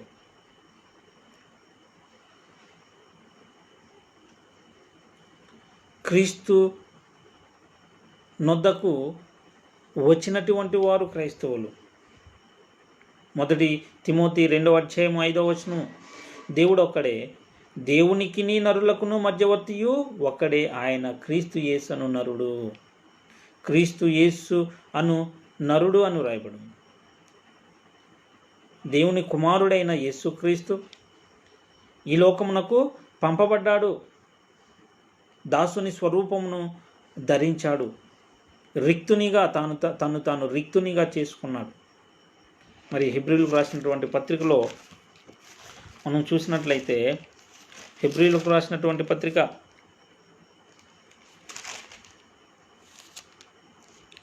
4వ అధ్యాయము 15వ వచనం నుండి, మన ప్రధాన యాజకుడు మన బలహీనతల యందు మనతో సహానుభవము లేనివాడు కాడు, గాని సమస్త విషయములలోనూ మన వలనే శోధింపబడినను ఆయన పాపము లేనివాడిగా ఉండెను. యేసుక్రీస్తు శరీరధారిగా వచ్చాడు. అందుకని ఇక్కడ రాయబడినటువంటి మాట, ఆయన క్రీస్తు యేసను నరుడు, దేవునికి నరులకును మధ్యవర్తి ఒక్కడే. ఆయన క్రీస్తు యేసను నరుడు, దేవుని కుమారుడు. ఆయన యొద్దకు వచ్చినటువంటి వారే క్రైస్తవులు. దేవుడు మనుషులకు అనుగ్రహించినటువంటి ఈవులు. హెబ్రీయులకు రాసినటువంటి పత్రిక 6వ అధ్యాయం 4-5 వచనాలు. ఒకసారి వెలిగింపబడి పరలోక సంబంధమైన వరమును రుచి చూచి పరిశుద్ధాత్మలో పాలివారై దేవుని దివ్య వాక్యమును రాబో యుగ సంబంధమైన శక్తుల ప్రభావమును అనుభవించినటువంటి వారే క్రైస్తవులు. పరలోక సంబంధమైన వరమును రుచి చూచినటువంటి వారు, పరిశుద్ధాత్మలో పాలివారైనటువంటి వారు, దేవుని దివ్య వాక్యమును రాబో యుగ సంబంధమైన శక్తుల ప్రభావమును అనుభవించినటువంటి వారే క్రైస్తవులు. మరి మేల్కొని ఉన్నను, నిద్రించినను అంటే జీవించుచున్నను, మరణించినను క్రీస్తుతో కూడా జీవించువారే క్రైస్తవులు. మొదటి తెస్సలోనీయులకు రాసిన పత్రిక 5వ అధ్యాయం 10వ వచనం. మనము మేలుకొని ఉన్నను, నిద్రపోవచ్చున్నను, తనతో కూడా జీవించు నిమిత్తము ఆయన మన కొరకు మృతి పొందెను. క్రీస్తు యేసు మన కొరకు మృతి పొందాడు. ఎవరైతే క్రీస్తునందు ఉంటారో వారు మేలుకొని ఉన్నను, నిద్రపోవచ్చున్నను, తనతో కూడా జీవించు నిమిత్తము. రోమీయులకు రాసిన పత్రిక 6వ అధ్యాయము 11వ వచనంలో, అటువలనే మీరును పాపము విషయమై మృతులుగాను దేవుని విషయమై క్రీస్తు యేసునందు సజీవులుగాను మిమ్మును మీరే ఎంచుకొనుడి అంటున్నాడు. ఎవరైతే క్రీస్తు రక్తము చేత కొనబడినటువంటి వారో, ఎవరైతే తమ కొరకు మృతి నొంది తిరిగి లేచిన వాని కొరకు జీవించుచూ ఉన్నారో వారు సజీవులు, క్రీస్తు యేసునందు సజీవులు అని వాక్యం చెబుతుంది. అటువలనే మీరును పాపం విషయమై మృతులుగాను దేవుని విషయమై క్రీస్తు యేసునందు సజీవులుగాను మిమ్మును మీరే ఎంచుకొనుడి. సజీవులు, నిత్య జీవము గలవారని ఎరిగినటువంటి వారు. మొదటి యోహాను 5వ అధ్యాయము 12వ వచనము.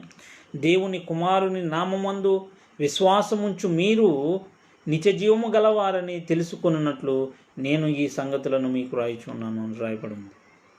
నిత్య జీవము గలవారని ఎరిగినటువంటి వారు, తెలుసుకునేటువంటి వారు దేవుని కుమారుని నామమందు విశ్వాసం ఉంచినటువంటి క్రైస్తవులు.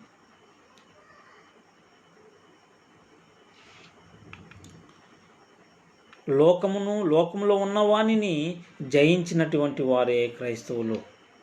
మొదటి యోహాను 4వ అధ్యాయం 4వ వచనం.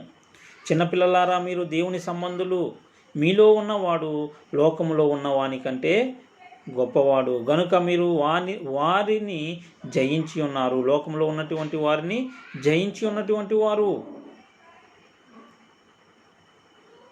అని రాయబడి ఉంది. దేవుని మూలముగా పుట్టినటువంటి వారే క్రైస్తవులు. శాశ్వతమగు జీవము గల దేవుని వాక్యము మూలముగా అక్షయ బీజము నుండి సత్యవాక్యము వలన కనబడినటువంటి వారే క్రైస్తవులు. దేవుని మూలముగా పుట్టినటువంటి వారు. మొదటి యోహాను 5వ అధ్యాయము 1వ వచనము. యేసే క్రీస్తు అయి ఉన్నాడని నమ్ము ప్రతివాడును దేవుని మూలముగా పుట్టి ఉన్నాడు. పుట్టించిన వానిని ప్రేమించు ప్రతివాడును ఆయన మూలముగా పుట్టిన వానిని ప్రేమించును అని రాయబడింది. దేవుని కుమారుని ప్రేమించువాడు ఏమి చేయాలి అని అంటే తన కుమారుని ఆజ్ఞను గైకొనాలి.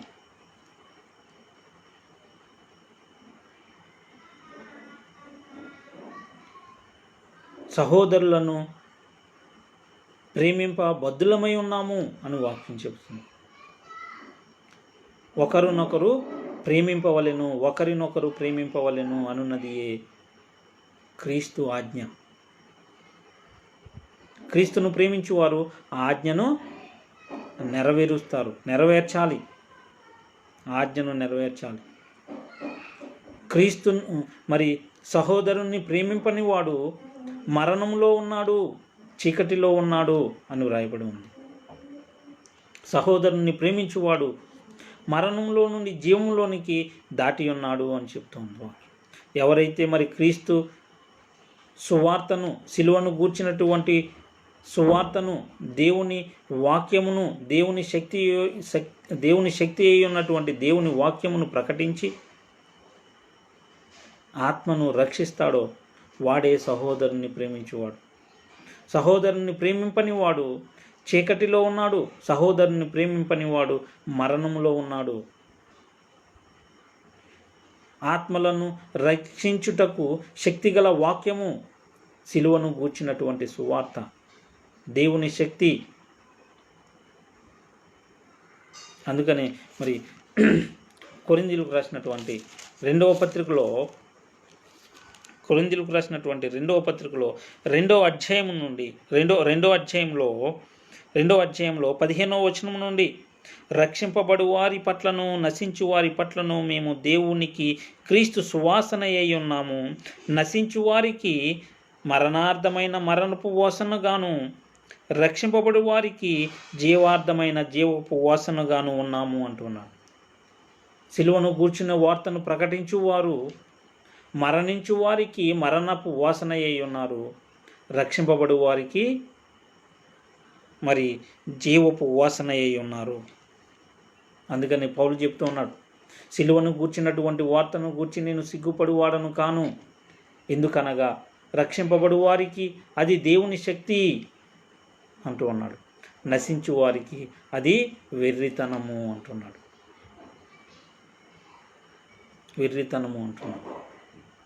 నశించుచున్నటువంటి వారికి అది వెర్రితనము, కానీ రక్షింపబడుచున్నటువంటి వారికి అది దేవుని శక్తి. మరి క్రీస్తును ప్రేమించువాడు క్రీస్తు ఆజ్ఞను గైకొనాలి. ఒకరినొకడు ప్రేమింపవలెను అనున్నది క్రీస్తుని ఆజ్ఞ. క్రీస్తు ఆజ్ఞ దేవుని మూలముగా పుట్టింపబడినటువంటి వారే క్రైస్తవులు. లోకమును జయించినటువంటి వారు క్రైస్తవులు. 1 యోహాను 5వ అధ్యాయం 4వ వచనము, దేవుని మూలముగా పుట్టిన వారందరూ లోకమును జయించుదురు. లోకమును జయించిన విజయము మన విశ్వాసమే అంటున్నాడు. దేవుని కుమారుని యందలి విశ్వాసము. లోకమును జయించినటువంటి వారు దేవుని మూలముగా పుట్టినటువంటి వారే క్రైస్తవులు. క్రీస్తుతో కూడా సింహాసనమందు కూర్చుండబెట్టబడినటువంటి వారే క్రైస్తవులు. ప్రకటన గ్రంథం 3వ అధ్యాయం 21వ వచనము, నేను జయించి నా తండ్రితో కూడా ఆయన సింహాసనమందు కూర్చుండి ఉన్న ప్రకారము అధికారం పొందినటువంటి వాడై ఉన్నాడు. ఎవరు? క్రీస్తు దేవుని చేత అధికారము పొందినటువంటి వాడై ఉన్నాడు. ఆయన సింహాసనమందు కూర్చుండి ఉన్న ప్రకారము అంటున్నాడు. మరి కొరింథీయులకు రాసినటువంటి పత్రిక 15వ అధ్యాయంలో మనం చూసినట్లయితే 24వ వచనము నుండి, అటు తరువాత ఆయన సమస్తమైన అధికారమును బలమును కొట్టివేసి తన తండ్రి అయిన దేవునికి రాజ్యమును అప్పగించును, అప్పుడు అంతము వచ్చును అంటూ ఉన్నాడు. మరి సమస్తమైన అధికారమును తండ్రి చేత పొందుకున్నటువంటి వాడు యేసుక్రీస్తు. అందుకని ఇక్కడ రాయబడినటువంటి మాట ప్రకటన గ్రంథం 3వ అధ్యాయం 21వ వచనము, నేను జయించి నా తండ్రితో కూడా ఆయన సింహాసనమునందు కూర్చుండి ఉన్న ప్రకారము జయించు వారిని నాతో కూడా నా సింహాసనమందు కూర్చుండనిచ్చేదను అంటున్నాడు.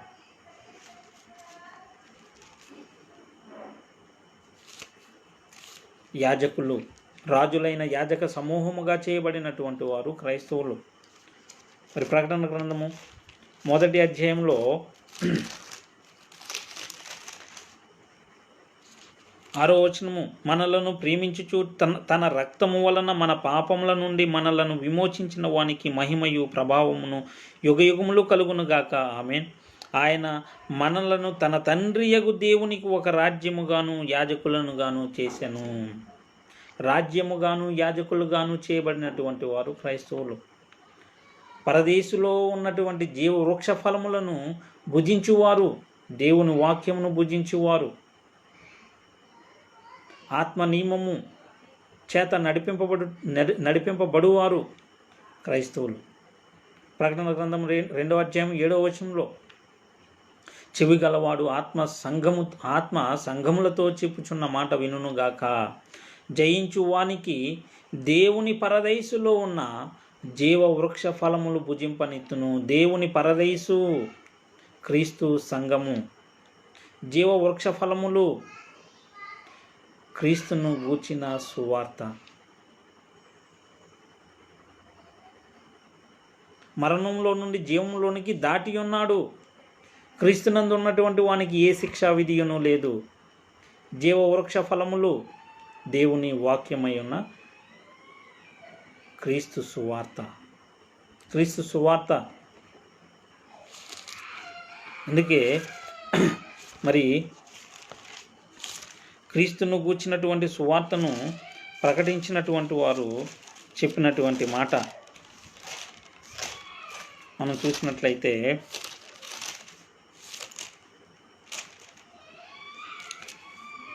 అపోస్తలుల కార్యములు 13వ అధ్యాయంలో 44వ వచనం నుండి, మరుసటి విశ్రాంతి దినమున దాదాపుగా ఆ పట్టణమంతయు దేవుని వాక్యము వినుటకు కూడి వచ్చెను. యూదులు జనసమూహములను చూచి మత్సరముతో నిండుకుని దూషించుచు పౌలు చెప్పిన వాటికి అడ్డము చెప్పిరి.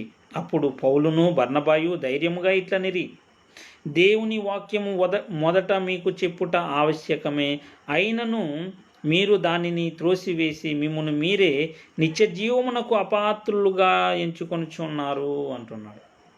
ఎవరైతే దేవుని వాక్యమును, క్రీస్తు సువార్తను, సిలువను గూర్చిన సువార్తను మరి తిరస్కరిస్తారో వారు నిత్య జీవమునకు అపాత్రులు.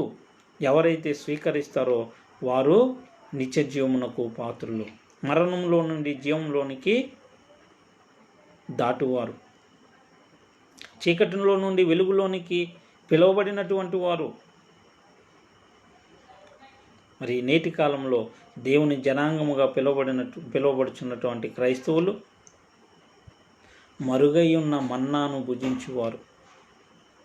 ప్రకటన గ్రంథము 2వ అధ్యాయము 17వ వచనము, సంఘములతో ఆత్మ చెప్పుచున్న మాట చెవిగలవాడు వినుగాక. జయించువానికి మరుగై ఉన్న మన్నాను భుజింపనిత్తును, మరియు అతనికి తెల్ల రాతి నిత్తును. ఆ రాతి మీద చెక్కబడిన ఒక క్రొత్త పేరుండును. పొందిన వానికే గాని అది మరి ఎవనికి తెలియదు. క్రైస్తవుడు పొందేటువంటి నామము, క్రీస్తును ధరించుకున్నటువంటి క్రైస్తవుడు కలిగి ఉండేటువంటి మహిమ, క్రీస్తు దేవుని కుమారుడు అని ఒప్పుకొనువాడు దేవుని కుమారుడు, లోకమును జయించినటువంటి వాడు. జయించువానికి మరుగై ఉన్న మన్నాను భుజింపనిత్తును అంటున్నాడు. దేవుని వాక్యము, జీవము కలిగినటువంటి దేవుని వాక్యము మరి మరుగై ఉన్నటువంటి మన్నా, ఆ మన్నాను భుజింపనిత్తును అంటున్నాడు. అతనికి తెల్లరాతినిత్తును అంటున్నాడు. దేవుని కుమారుడు, దేవుని వారసుడు, దేవుని కుటుంబ సభ్యుడు, దేవుని ఇంటివాడు, తేజోవాసులైన పరిశుద్ధుల స్వాస్థ్యంలో పాలివాడు అవుతూ ఉన్నాడు. ఎంతటి మహోన్నతమైన మహిమను పొందుకుంటూ ఉన్నాడో చూడండి క్రైస్తవుడు. రెండవ మరణము వలన ఏ హానియు పొందనటువంటి వాడు క్రైస్తవుడు. ప్రకటన గ్రంథము 2వ అధ్యాయము 11వ వచనం, సంఘములతో ఆత్మ చెప్పుచున్న మాట చెవిగలవాడు వినుగాక. జయించువాడు రెండవ మరణము వలన ఏ హానియు చెందడు. రెండవ మరణము వలన ఏ హానియు పొందనటువంటి వాడు క్రైస్తవుడు. జనుల మీద అధికారము పొందినటువంటి వాడు క్రైస్తవుడు. ప్రకటన గ్రంథం 2వ అధ్యాయం 26వ వచనము, నేను నా తండ్రి వలన అధికారము పొందినట్టు జయించుచు అంతము వరకు నా క్రియలు జాగ్రత్తగా చేయువానికి జనుల మీద అధికారమునిచ్చెదను.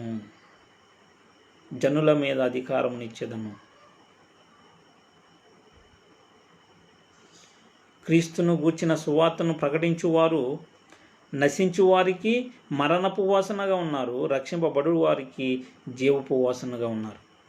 జనుల మీద అధికారము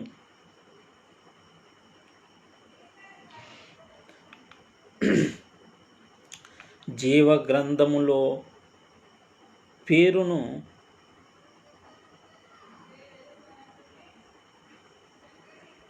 కలిగి ఉన్నటువంటి వారు క్రైస్తవులు. ప్రకటన గ్రంథము 3వ అధ్యాయము 5వ వచనము, జయించువాడు అలాగున తెల్లని వస్త్రములు ధరించుకొనును, జీవ గ్రంథములో నుండి అతని పేరెంత మాత్రమును తుడిపి పెట్టబడక నా తండ్రి ఎదుటను ఆయన దూతల ఎదుటను అతని పేరు ఒప్పుకొందును అంటున్నాడు. దేవుని ఆలయంలో ఒక స్తంభముగా చేయబడినటువంటి వారు, దేవుని పట్టణపు పేరును క్రొత్త పేరును కలిగి ఉన్నటువంటి వాడు క్రైస్తవుడు. జయించు వాణిని, ప్రకటన గ్రంథము 3వ అధ్యాయం 12వ వచనము, జయించు వాణిని నా దేవుని ఆలయంలో ఒక స్తంభముగా చేసేదను, అందులో నుండి వాడు ఇక మీదట ఎన్నటికి వెలుపలికి పోడు, మరియు నా దేవుని పేరును పరలోకములో నా దేవుని యొద్ద నుండి దిగివచ్చుచున్న నూతనమైన యెరూషలేమును నా దేవుని పట్టణపు పేరును నా క్రొత్త పేరును వాని మీద వ్రాసేదను. క్రీస్తు సంఘములోనికి చేర్చబడినటువంటి వాడు ఏమని రాయబడి ఉంది? హెబ్రీలకు రాసినటువంటి పత్రిక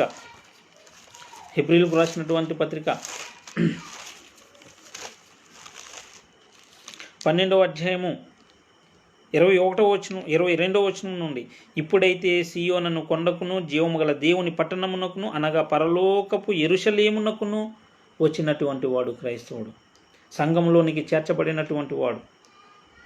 నూతనమైన యెరూషలేమును నా దేవుని పట్టణపు పేరును నా క్రొత్త పేరును వాని మీద వ్రాసేదను అంటున్నాడు.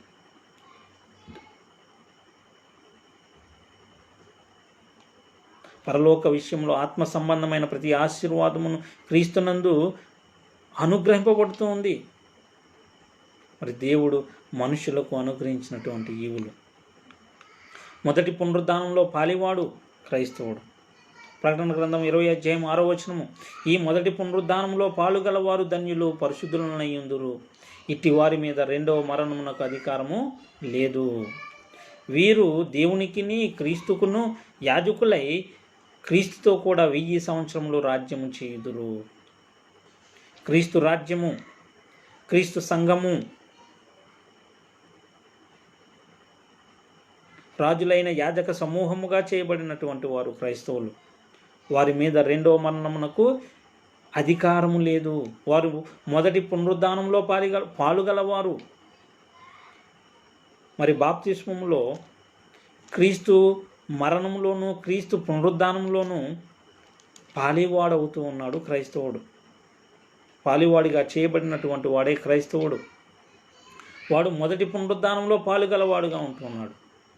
వాని మీద రెండవ మరణమునకు అధికారం లేదు. మరి క్రైస్తవుడు పరలోకపు పౌరస్థితిని కలిగినటువంటి వాడు.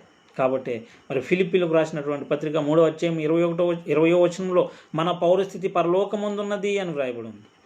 క్రైస్తవుల పౌరస్థితి పరలోకమందున్నది. క్రైస్తవుల పౌరస్థితి పరలోకమందున్నది. హెబ్రీలకు రాసినటువంటి పత్రికలో మరి విశ్వాస వీరులు జాబితా ఉంది. 11వ అధ్యాయంలో చెబుతూ ఉన్నాడు. ఇక్కడ విశ్వాసమును బట్టి అబ్రహామును గురించి రాయబడినటువంటిది. విశ్వాసమును బట్టి అతడును అతనితో ఆ వాగ్దానమునకు వారసులైన ఇస్సాకు యాకోబు అనువారును గుడారములలో నివసించుచు అన్యుల దేశంలో ఉన్నట్టుగా వాగ్దత్త దేశములో పరవాసులైరి అని రాయబడి. వారు గుడారాలలో నివసించారు. ఎందుకనంటే ఏలయనగా దేవుడు దేనికి శిల్పియు నిర్మాణకుడినై ఉన్నాడో పునాదులు గల ఆ పట్టణము కొరకు అబ్రహాము ఎదురు చూచుచుండెను అన్నాడు. పునాదులు గల ఆ పట్టణము కొరకు అబ్రహాము ఎదురు చూచుచుండెను అంటున్నాడు.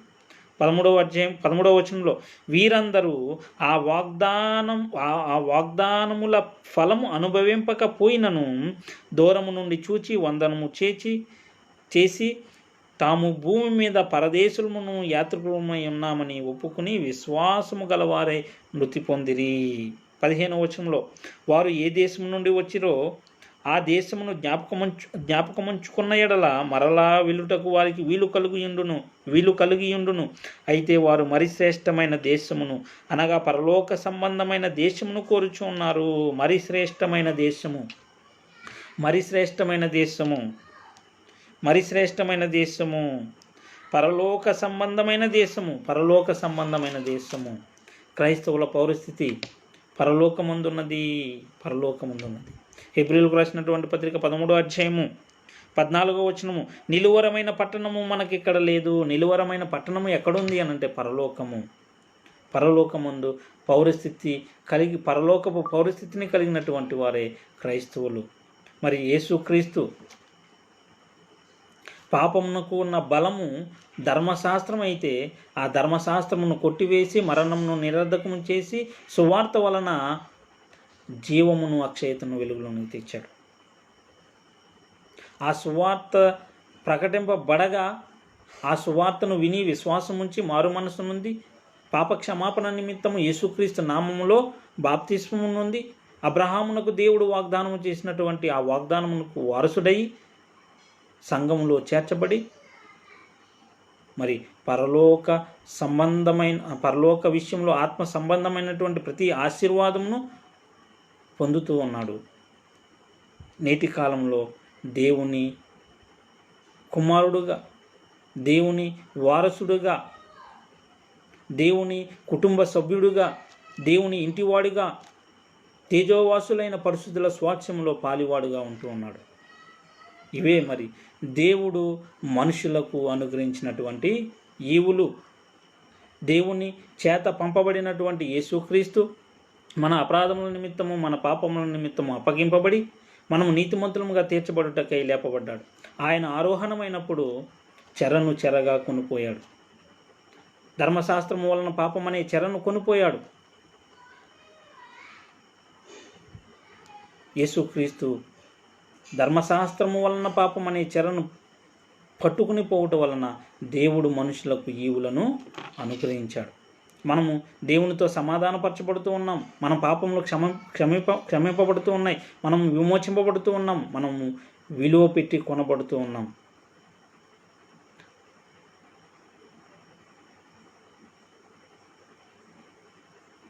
మరి దేవుడు మనుషులకు అనుగ్రహించినటువంటి ఈవులు.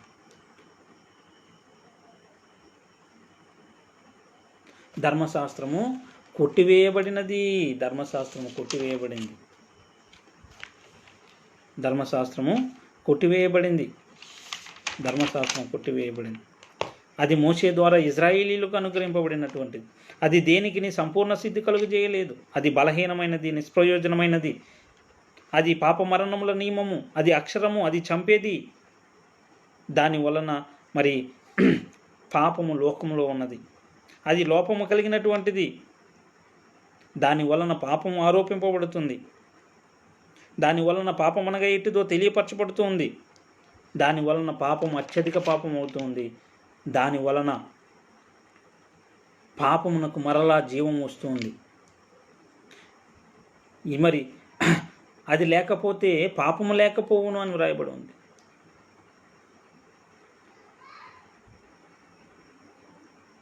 మరి అది విధిరూపకమైన ఆజ్ఞలు కలిగినటువంటిది. అది మన మీద రుణముగాను, మనకు విరోధముగాను ఉన్నటువంటిది, మనకు ద్వేషముగా ఉన్నటువంటిది, మనకు మధ్య గోడగా ఉన్నటువంటిది. అది ఉగ్రతను పుట్టించేది. అది మరి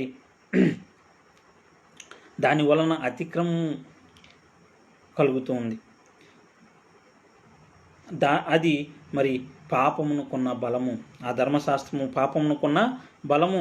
అది అందరినీ పాపంలో బంధించింది. పాపం అనే చెరలో బంధించింది. మరి యేసుక్రీస్తు ధర్మశాస్త్రము వలన పాపం అనే చెరగా పట్టుకుని పోయాడు. ఆ ధర్మశాస్త్రము క్రీస్తునందు కొట్టివేయబడింది. ఆ ధర్మశాస్త్రమునకు క్రీస్తు సమాప్తి అయి ఉన్నాడు. ఆ ధర్మశాస్త్రం నివారణ చేయబడింది. ఆ ధర్మశాస్త్రము పాతదిగా చేయబడింది. ఆ ధర్మశాస్త్రం అనే మధ్య కూడా పడగొట్టబడింది. ఆ ధర్మశాస్త్రం అనే ద్వేషము కొట్టివేయబడింది. ఆ ధర్మశాస్త్రం అనే పత్రము మేకులతో కొట్టివేయబడింది, సిలువకు కొట్టివేయబడింది, దాని మీద తీవ్రత తుడిచివేయబడింది. అది అడ్డము లేకుండా ఎత్తివేయబడింది. దాని వెంట ప్రవేశపెట్టబడినటువంటి శ్రేష్టమైన నిరీక్షణ, స్వాతంత్ర్యమునిచ్చు సంపూర్ణ నియమము, కృపయు సత్యమును అయినటువంటిది, క్రీస్తు ద్వారా కలిగినటువంటిది.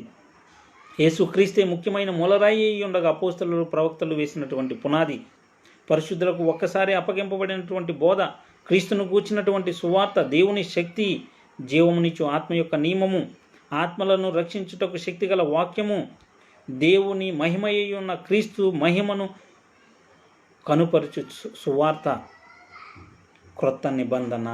దీని ద్వారా మనము దేవుని యొద్దకు చేరుతూ ఉన్నాం. మరి ఒకప్పుడు దేవుని ప్రజలుగా ఉన్నటువంటి ఇజ్రాయేలీలకు ఇవ్వబడినటువంటి చట్టమే ధర్మశాస్త్రము, మొదటి నిబంధన లేదా పాత నిబంధన. అది నివారణ చేయబడింది, అది క్రీస్తునందు కొట్టివేయబడినది. నేటి కాలంలో దేవుని జనాంగంగా పిలువబడుచున్నటువంటి వారే క్రైస్తవులకు ఇవ్వబడినటువంటి చట్టమే క్రొత్త నిబంధన. సంఘములో బోధింపబడవలసినటువంటిది,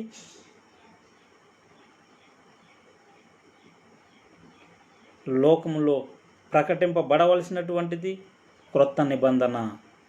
దీని ద్వారా దేవుని యొద్దకు మనము చేరుదుము అని వ్రాయబడి ఉంది. మరి క్రీస్తును గూర్చినటువంటి సువార్త, క్రొత్త నిబంధన ప్రకటింపబడిన వారముగా ఉండి, దేవుని కుటుంబపు వారముగాను, దేవుని వారసులముగాను, దేవుని కుమారులముగాను ఉండు భాగ్యము దేవుడు మనకు క్రీస్తునందు అనుగ్రహించునుగాక. మన ప్రభువును మన రక్షకుడునైన యేసుక్రీస్తు నామములో తండ్రి అయిన దేవునికి స్తుతులు స్తోత్రములు. సహోదరులందరికీ వందనములు.